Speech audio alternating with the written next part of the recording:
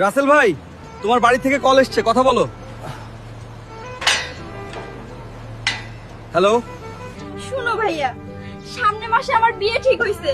বিয়ের আগে যদি সময় মতো বাড়ি না আসো তাহলে কিন্তু এই বিয়ে আমি করব না। আরে পাগলি বোন আমার, তোর বিয়ে বলে কথা, আমি তো অবশ্যই যাব। অনেক আনন্দ করতে হবে যে, চিন্তা করিস না, সময় মতো আমি ঠিকই চলে আসবো। শোন বাপ, বিদেশ থেকে আসার সময় তোর বোনের লাগে দামি একটা গলার হার নিয়ে আসিস, আর ছুটি একটু বাড়াই নিয়ে আসবি কিন্তু। আচ্ছা মা, এগুলো নিয়ে তোমাকে ভাবতে হবে না। বোনের গলার হার সাথে তোমাদের সবার জন্য কেনাকাটা করে 2 মাসের ছুটি নিয়ে বাড়ি আসবো ইনশাআল্লাহ।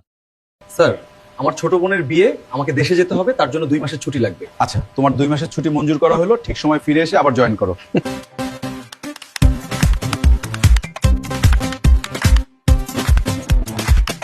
আজকে বাড়ির জন্য অনেক কেনাকাটা করলাম, নিশ্চয়ই সবাই অনেক খুশি হবে।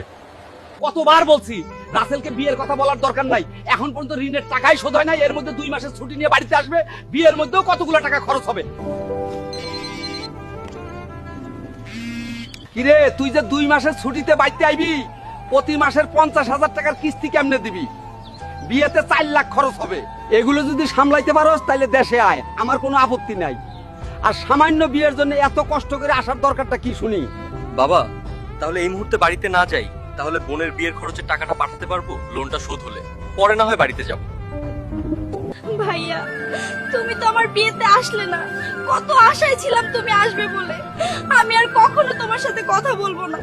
আমার পাগলি বোনটা, রাগ করিস না তুই, কাজের চাপ অনেক বেশি রে, তাই ছুটি পেলাম না, ছুটি পেলেই চলে আসবো আমি।